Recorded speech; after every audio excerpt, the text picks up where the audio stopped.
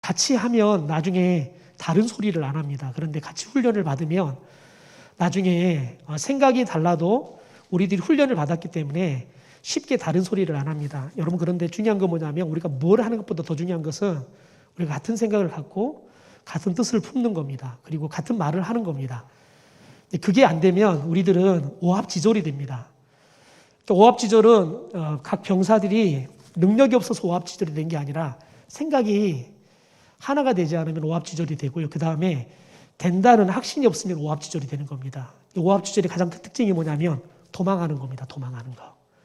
도망할 때 아무리 굉장히 강력한 군사력을 가진 군대도 도망할 때는 다 오합지졸입니다. 왜냐하면 그 순간은 내 살기 위해서 다 도망가거든요. 그 순간은 내 생명뿐이 없어요. 그럼 팀이 아니에요. 그러면 오히려 다른 사람을 밟고라도 넘어가게 돼 있습니다. 교회는 그런 곳이 아니거든요. 교회는 같이 세워져 가는 거예요. 같이 지어져 가는 게 교회이기 때문에 우리 사랑방 리더 자기 진단을 위한 체크포인트 10가지를 우리들이 오늘 저녁 간단하게 좀 살펴보겠습니다. 코로나 이후에 하나님을 없인 여기는 시대가 되어버렸습니다. 그래서 성도들이 교회로 와서 예배를 안 하려고 해요. 그래서 최근에 보니까 집에서 온라인으로 예배를 드리는 사람들을 조사를 봤더니 어떻게 예배를 드리냐면 많은 사람들이 처음에는 옷도 갖춰 입고 예배를 잘 드렸대요. 그런데 시간이 가면서부터는 어떻게 예배를 드리냐면 그냥 옷도 안 갈아입고요. 여자분들은 화장도 안 하고요. 그냥 편안한 추리닝, 또 심지어 잠옷으로 예배를 드리기도 하고요. 또 어떤 사람들은 그냥 틀어놓고 자기 할 일 한다는 거예요. 그래놓고 예배 드렸다는 거죠. 더 큰 문제는 뭐냐면 교회를 오지 않는 분들이 목사님들이 이제 먼저 전화를 침방하잖아요. 그러면 예전에는 교회를 안 오면 성도님들이 목사님 죄송해요. 제가 교회를 못 갔네요. 이것 때문에 못 갔습니다. 이렇게 이야기를 하는데 요즘은 목사님 제 예배 드렸어요. 저 온라인으로 예배 드렸거든요. 근데 그렇게 이야기한다는 거예요. 여러분, 그런데 중요한 건 뭐냐면 교회 공동체는 함께 모이지 않으면 반드시 무너지게 되어 있습니다. 왜냐하면 여러분, 사람은 평생을 살면서 여러분 60평생을 잘 살다가도요, 한순간 무너지면 그것으로 완전히 무너져 버리는 겁니다. 근데 그 위기가 언제 찾아올지 아무도 몰라요. 우리 송혜 씨가 돌아가셨잖아요. 근데 어제 저녁에 나 안 죽고 오래 살까 그랬는데 그냥 오늘 아침에 화장실에서 그냥 죽어서 발견이 된 거예요. 생각해 보십시오. 집에 같이 누군가 있었다면, 그래서 그분이 쓰러진 걸 봤다 그러면 저렇게 허망하게 돌아가시지는 않았을 거예요. 그러니까 함께 하지 않으니까, 또 같이 있어도 같이 삶의 공간이 공유되지 않으면, 그러면 저렇게 황망한 시간이 왔을 때 쉽게 무너져 버리는 겁니다. 교회 공동체가 같이 모여야 될 이유가 뭐냐면, 그리고 교회 공동체에 같이 얼굴을 뵈고 같이 피부를 맞대고 같이 우리들이 함께 시간을 보내야 할 이유가 뭐냐면, 상대방이 지금 마음의 상태가 어떻고 영적인 상태가 어떤지 이 부분들이 같이 나누어져야 돼요. 그래서 우리들이 저 사람을 생각하면 저 사람 마음이 내게 동정이 돼야 돼요. 다른 말로 체휼이 돼야 돼요. 저 사람의 아픔이 내 몸에 느껴져야 한다고요. 여러분, 그럴 때 우리들이 예수 그리스도와 한 몸이 되는 겁니다. 예수 그리스도 안에서 한 몸이. 여러분, 그런데 이 코로나 이후에 이렇게 하나님을 없인 여기면서 예배를 그냥 자의대로 그리고 편안하게 드려버린 시대가 되어버렸다는 겁니다. 그런데 문제는 뭐냐면, 여러분, 그리스도인들은 우리들이 끊임없이 성장해야 돼요. 그렇지 않으면 어떤 문제가 생기냐면 반드시 부작용이 생기게 돼 있습니다. 계속 성장해야 되는데 성장하지 않으면 부작용이 생기게 돼 있어요. 그런데 여러분, 언제 성장하냐면 함께 부딪힐 때 성장이 됩니다. 제가 훈련시켰던 청년 회장이 결혼을 했는데 안 사람이 아들을 어린이집을 보내려고 하지 않는다는 거예요. 5살이 됐는데 아이가 굉장히 개구장이에요. 사회성도 굉장히 좋아요. 그런데 문제는 뭐냐면 아이가 언어가 안 트이는 거예요. 왜냐하면 어린이집을 보내면 아이들과 같이 하루 종일 살면서 언어를 배울 건데 하루 종일 엄마하고 있으니까 엄마가 사용하는 언어만 배우는 겁니다. 제 아는 목사님께서 할머니한테 맡겼더니 아이가 와가지고 엄마 수봉 줘, 수봉 그러대요. 수봉 줘 그러대요. 엄마가 서울 사람인데 수봉이 무슨 말인지 모르는 거예요. 수봉이 뭔지 아십니까? 수봉. 예, 바지 수봉. 수봉 달라고 그러더래요. 그래서 엄마가 한참 못 알아먹었대요. 그러니까 누구와 같이 있느냐에 따라서 언어의 세계가 완전히 달라져 버리는 겁니다. 여러분, 그래서 우리들이 건강한 그리스도인들과 함께 산다는 것은 내가 건강해질 수 있는 환경을 만든다는 거예요. 그래서 저와 여러분이 같이 성장해 가려고 그러면 공동체에 같이 만나야 되는 겁니다. 또 주님을 섬기는 데 필요한 보다 나은 방법들을 우리들이 끊임없이 추구해 가야 돼요. 여러분, 그런데 가장 쉬운 거 뭐냐면 다른 사람이, 특별히 주님을 잘 섬겨가는 사람을 보면 저렇게 하면 나도 주님을 잘 섬길 수 있겠구나라는 그런, 여러분, 굉장히 좋은 정보들을 쉽게 얻을 수 있다고요. 그런데 혼자 신앙생활을 하잖아요. 굉장히 열심히 하는데 문제는 뭐냐면 때로는 잘못된 길을 가고 있는데 자기가 잘못된 길을 가고 있는지를 모를 수도 있다는 거예요.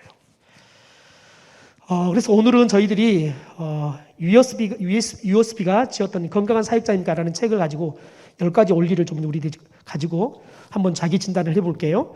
자, 첫 번째 사랑방 사역의 기초는 리더의 인격이 달렸다는 거예요. 누구의 인격이 달렸다고요? 사랑방 리더의 인격이 달렸다고요. 여러분, 이게 한 번 만나는 것은 우리들이 그냥 내가 고상한 사람인 척하고 해줄 수 있어요. 그런데 매주마다 만나는 것은 저와 여러분이 인격이 일단 다 드러나게 돼 있어요. 못된 성격도 어느 시점이 되면 드러나게 돼 있어요. 여러분, 특별히 사랑방 모임, 소그룹 모임 가운데 가장 문제가 되는 게 뭔지 아십니까? 가장 문제가 되는 게 두 가지인데, 첫째는 뭐냐면 먹는 것 때문에 문제가 돼요.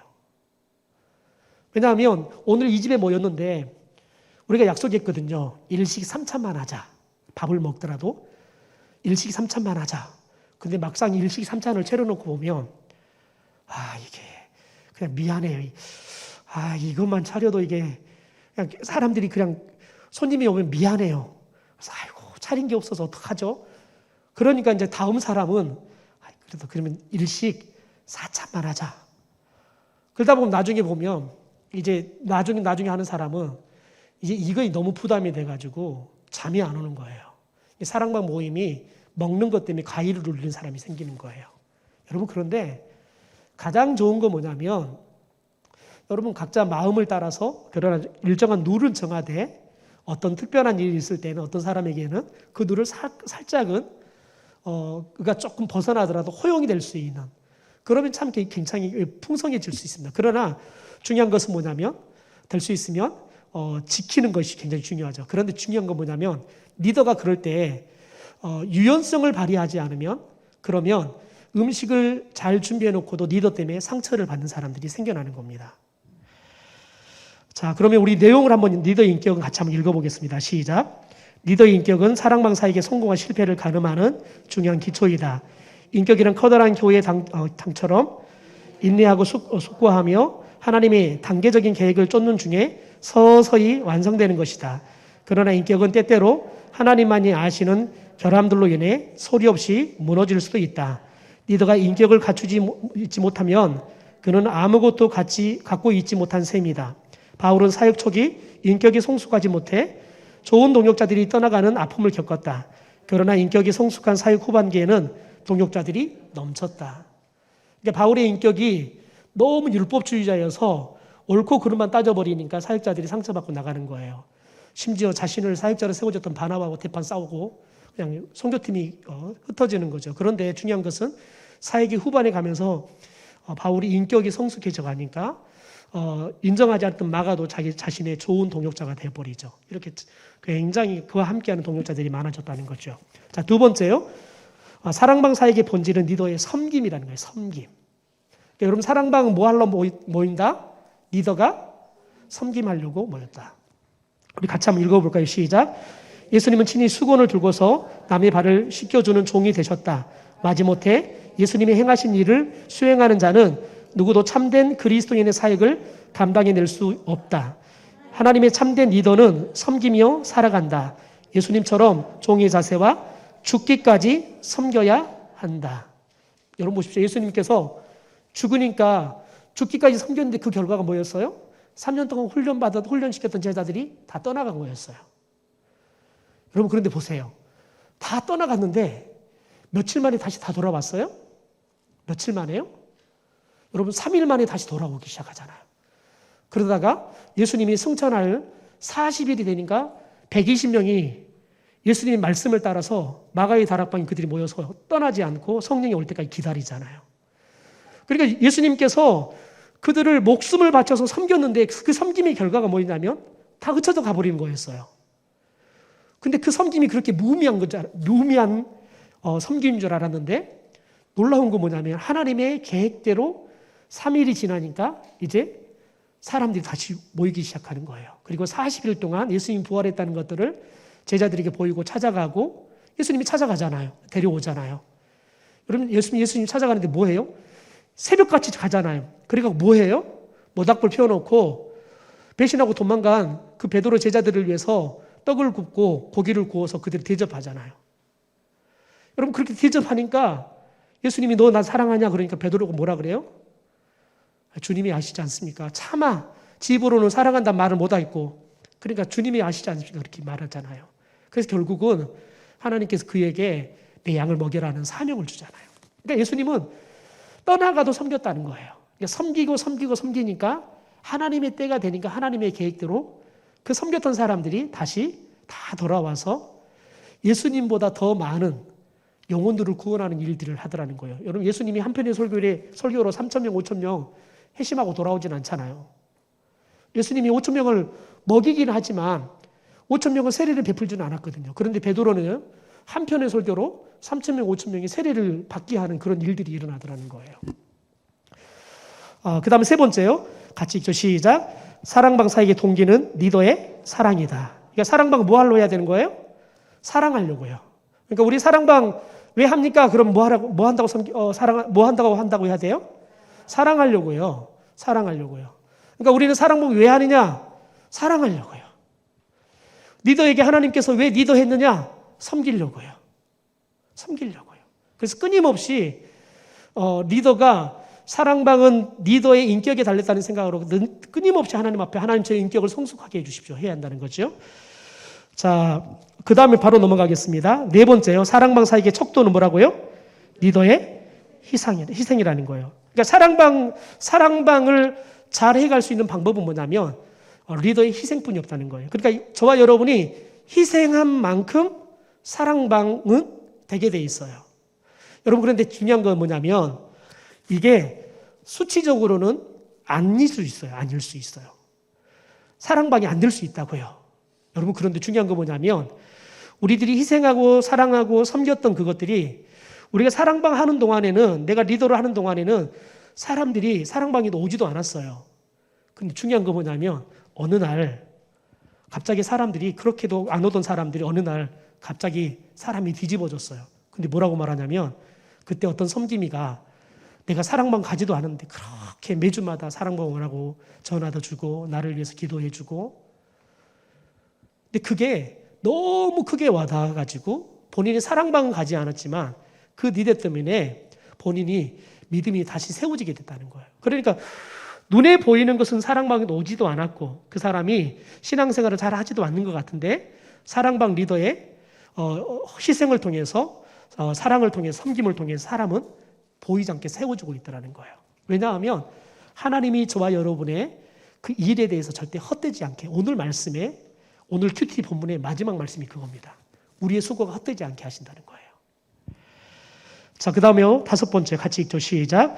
사랑방 사에게 권위는 리더의 복종이다.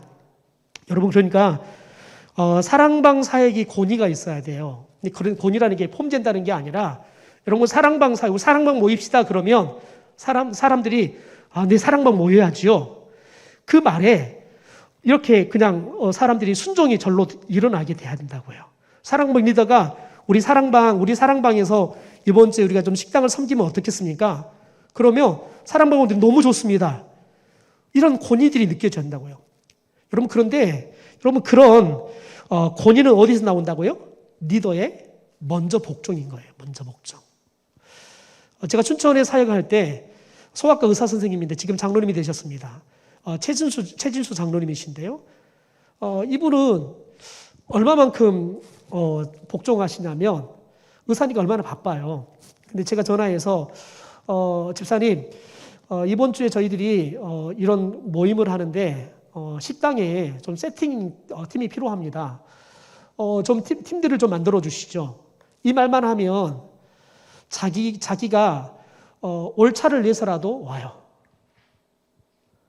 근데 더 재밌는 거 뭐냐면 그분의 말에는 권위가 있어요. 근데 그 권위가 어디서 통하냐면 본인이 제자 훈련시키고 그래서 본인이 사랑방을 만들었는데 그 사랑방 식구들이 장로님이 우리 오늘 교회에서 행사하는데 좀 식당을 섬겼으면 좋겠습니다. 그러면 다 하겠다는 거예요. 심지어 오늘은 제가 직장 때문에 늦게 끝나는데 제가 늦게라도 좀 가겠습니다. 제가 갈 때 고생하니까 제가 아이스크림이라도 사가겠습니다. 이렇게 사람들이 때로는 못 오면요. 카톡이라도 그 사랑방 그 카톡방에다가 너무너무 수고하신다고 제가 오늘 같이 해야 되는데 못해서 미안하다고 나도 당신들처럼 이렇게 섬기고 싶은데 바빠서 못해서 제가 너무 마음이 안타깝고 당신들이 부럽다고 막 이렇게 서로 격려하는 거죠. 그분의 말 한마디면 사람들이 움직이는 거예요. 여러분 그런데 그분이 왜 그렇게 사람들이 그분의 말에 움직이게 됐냐면 그분이 철저하게 그 사람들에게 반응해 주는 거예요. 더 중요한 건 뭐냐면 그분이 목사의 말에 그냥 무조건 복종하는 거예요. 너무 이런 것까지 저렇게 해주시냐 미안할 정도로. 근데 중요한 건 뭐냐면 그분이 그렇게 사니까요. 밑에 같이 모이는 사람들도 자연스럽게 의사가 그것도 훨씬 나이도 10살, 15살 더 많은데 젊은 목사에 막 말하는데도 의사이고 박사이고 그 지역에서는 꽤 유명한 사람인데 수학과 병원을 열었거든요. 박이 터져가지고 예약을 해야 된대요. 심지어 그래서 도저히 예약도 안 받아버리고 오는 순서로 할 정도래요. 그 정도 잘 되는 인기 있는 사람이에요.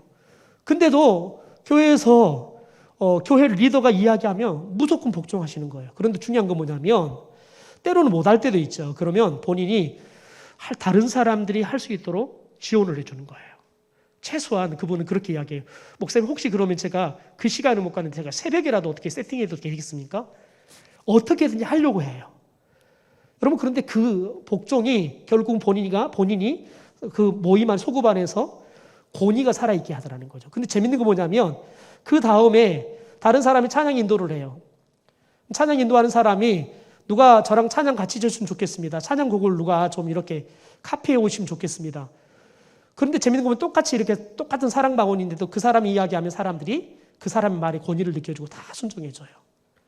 그러니까 여러분 사랑방이 너무 좋은 거예요. 왜냐하면 누가 말해도 사람들이 반응해주고 움직여진 거. 심지어 내 말에도 내 집에서는 우리 집사람도 우리 집 개도 내 말을 안 듣는데 사랑방에 오니까 사람들이 내 말만 하면 다 들어주거든요. 여러분 그게 리더의 복종에서 나온다는 거죠. 자, 6번째입니다. 시작. 사랑방 사역의 목적은 오직 하나님의 영광이다. 여러분 이걸 놓치지 말아야 돼요. 사랑방 사역의 목적은 부흥도 아니에요. 여러분 성도들이 행복한 것도 아니에요. 뭐예요? 하나님의 영광이에요. 하나님 영광 받으시면 돼요. 여러분 그거 사랑방 목적 무조건 하나님의 영광. 이것만 생각하셔야 돼요. 여러분 거기에 초점 맞추면 나머지는 성령께서 우리 안에 일을 해주세요.